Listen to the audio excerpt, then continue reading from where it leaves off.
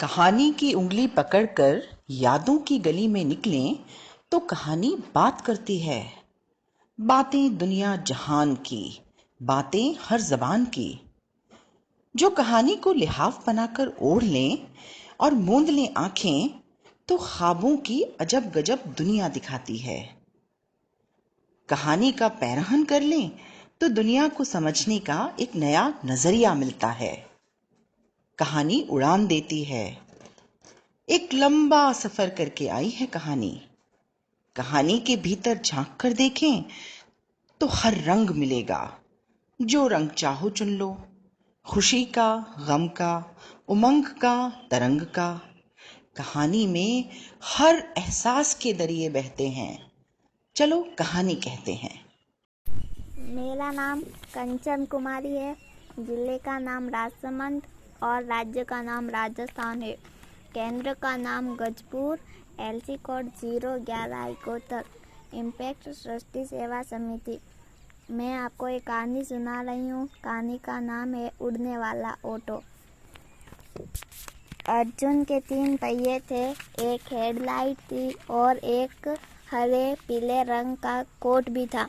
दिल्ली के बहुत बड़े परिवार का वह एक हिस्सा था। जहाँ जहाँ अर्जुन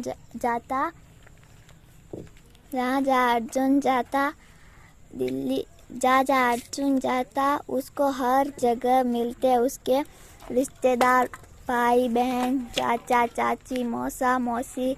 वे सभी हॉर्न बजा कर कहते, आराम से जाना। वह भी जवाब में हॉर्न बजाता, अच्छा ठीक है। अर्जुन दिन रात बहुत मेहनत करता। फट फट टुका टुका टुक वह चलता रहता। फट फट टुका टुका टुक। वह कभी शिकायत नहीं करता क्योंकि ऑटो वाले श्री जी भी बहुत मेहनत करते। श्री जी की बूढ़ी हड्डियों में बहुत दर्द था और दर्द रहता भी था। फिर भी वह अर्जुन के डैशबोर्ड को प्लास्टिक के फूलों और हीरो हीरोइन की तस्वीरों से सजाए रखते। कतार चाहे कितनी ही लंबी क्यों ना हो, वह अर्जुन हमेशा साफ गैस ही भरवाते और जैसे ही अर्जुन की कैनोपी फट जाती, वह बिना समय गवाए उसे फटाफट ठीक करवा लेते। अलग अलग परिवार को लाजपत नगर के बाजार ले जाना अर्जुन को बहुत पसंद था। सैलानी जब 4 पहियों की जगह 3 पहियों की सवारी चुनते तो उसका मन खुशी से झूम उठता। श्री जी के साथ कुतुब मीनार के पास पेड़ की छांव में आराम करना उसे बहुत अच्छा लगता था। रात में कनॉट प्लेस की खूबसूरती देखने से उसका मन कभी नहीं भरता। रेलवे स्टेशन की चहल पहल और क्रिकेट मैच के बाद फरोजशाह कोटला मैदान में उमड़ती भीड़ उसे रोमांचित कर देती। जीवन में सब कुछ ठीक ठाक था। अर्जुन को इससे ज़्यादा कुछ नहीं चाहिए था, लेकिन कहीं न कहीं अर्जुन के मन में एक इच्छा दबी हुई थी। वह उड़ना भी चाहता था। वह सोचता था कि कितना अच्छा होता अगर उसके भी हेलीकॉप्टर जैसे पंख होते। वह उसकी कैनोपी के ऊपर ही हवा को काट देते। श्री जी ने अपने सिर से एक अंगोछे से लपेट लेते जो हवा में लहर जाता और फट फट टुका टुका टुक आसमान में वे उड़ने निकल पड़ते। लेकिन अर्जुन जानता था कि वह तो बस एक सपना है। ऑटो में हेलीकॉप्टर के पंख तो होना तो ठीक ऐसा था जैसे हाथी के पंख निकल आना या फिर रॉकेट की तरह अंतरिक्ष में ढेर सारे डिब्बों वाली ट्रेन का होना। गर्मी के दिन थे। भीड़ भाड़ वाले एक चौराहे पर अर्जुन खड़ा इंतजार कर रहा था। श्री जी के पीछे अधेड़ उम्र वाली सुरमई बालों वाली पुरानी सी साड़ी पहने एक औरत बैठी थी। फट फट टुका टुका टुक एक बच्चा कार और ऑटो के बीच से बचा कर आया। वह पानी बेच रहा था। ठंडे पानी की बोतल निकालते समय उसकी आंखों में चमकीले पत्थरों जैसी जगमगा रही थी। मैडम, बहुत ठंडा पानी, बहुत बढ़िया, एकदम जादू। हंसते हुए वह औरत बोली, जादू? उस लड़के ने हामी भरते हुए उत्साह से सिर हिलाया। अर्जुन को लगा मानो उसका सिर बस अभी गिर रहा है। हम सबको और क्या चाहिए, थोड़ा सा जादू, उस औरत ने कहा। बच्चे को कुछ रुपए देकर उसने 2 बोतलें खरीद ली। उसने एक बोतल शिरीष जी को दे दी। शिरीष जी खुश होकर मुस्कुराने लगे। मुस्कुराते ही पान से रंगे उनके दांत दिखने लगे। उनको जल्दी से पानी पिया, फिर भीड़ छटने लगी। लो, जादू तो अभी हो गया, शिरीष जी ने मजाक में कहा। उस औरत ने भी पानी पिया और पीते पीते आगे बढ़ते अर्जुन पर भी थोड़ा सा पानी छलक कर गिर गया।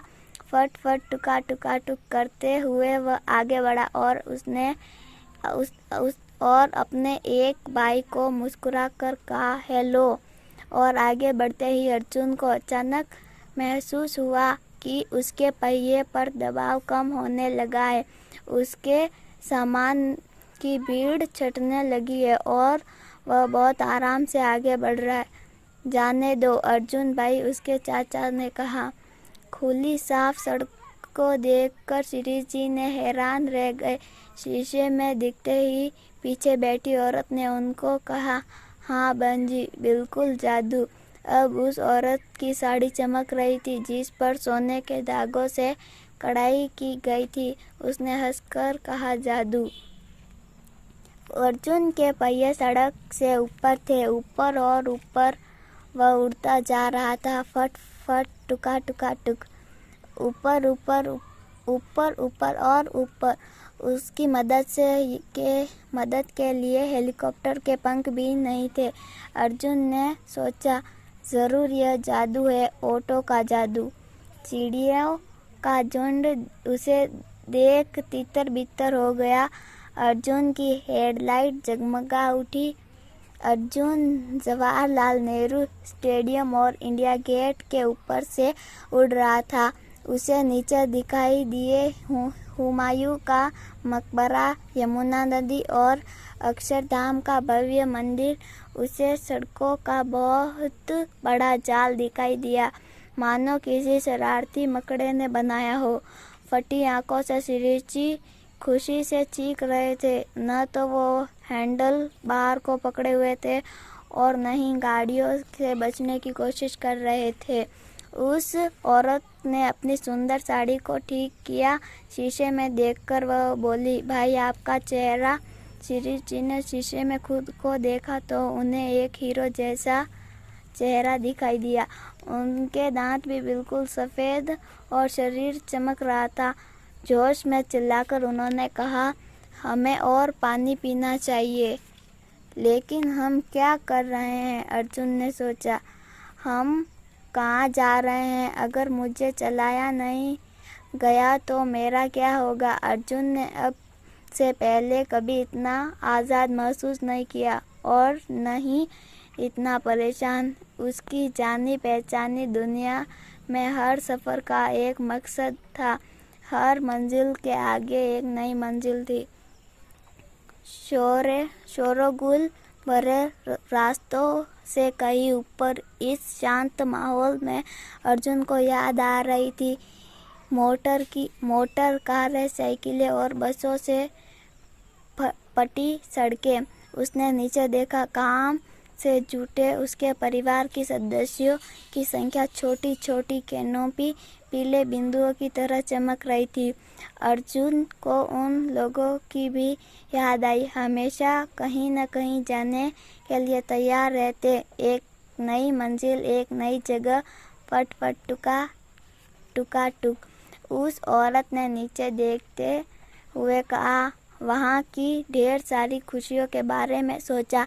साड़ी की चमक उसे याद नहीं रही। मैं तो अपनी बेटी और उसके बच्चों से मिलने जा रही थी। उसने सोचा, वे तो मेरा इंतज़ार कर रहे होंगे। यही तो मेरे जीवन का असली जादू। अब तक शिरीष जी भी अपने हीरोनुमा चेहरे से थक चुके थे। क्या फ़ायदा इसका, यह सोचने लगे। जीवन में ऐसा कुछ बहुत पहले कभी होना चाहा था, लेकिन अब वह जान गए थे कि जो सच है वह सच ही रहेगा। शिरीष जी को अब अपना ही चेहरा चाहिए था। अर्जुन की हेडलाइट मुंदी पड़ रही थी। उसे अब सब कुछ बेकार लग रहा था। वह शिरीष जी की बात भाप रहा था। अब वह उस औरत के भावों को भी समझ सकता था। वह नीचे और नीचे आया। उसने शहर की गर्माहट महसूस की। गर्माहट महसूस होने लगी थी। जितना करीब वह पहुंच रहा था, उतनी ही ऊर्जा उसे मिल रही थी। शिरीष जी ने फिर से काम में जुट गए।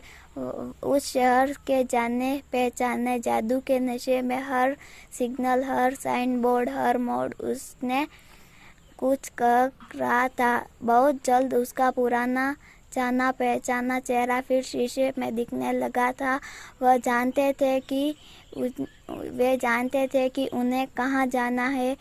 वह तो वहाँ पहुँच ही गए थे। उस औरत की साड़ी फिर से फीकी पड़ गई थी, लेकिन उसका चेहरा चमक रहा था। वे जमीन पर पहुँच गए।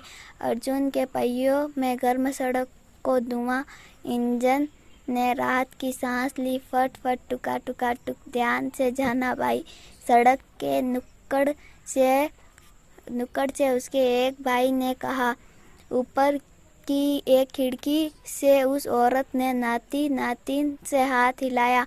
ऑटो नीचे उतर कर उसने शिरीष जी को किराया दिया। Auto auto auto. ये आवाज़ें अर्जुन को बहुत अच्छी लगी। हर सफ़र एक नया सफ़र, कभी न खत्म होने वाले एक लंबे सफ़र का अनोखा हिस्सा। धन्यवाद।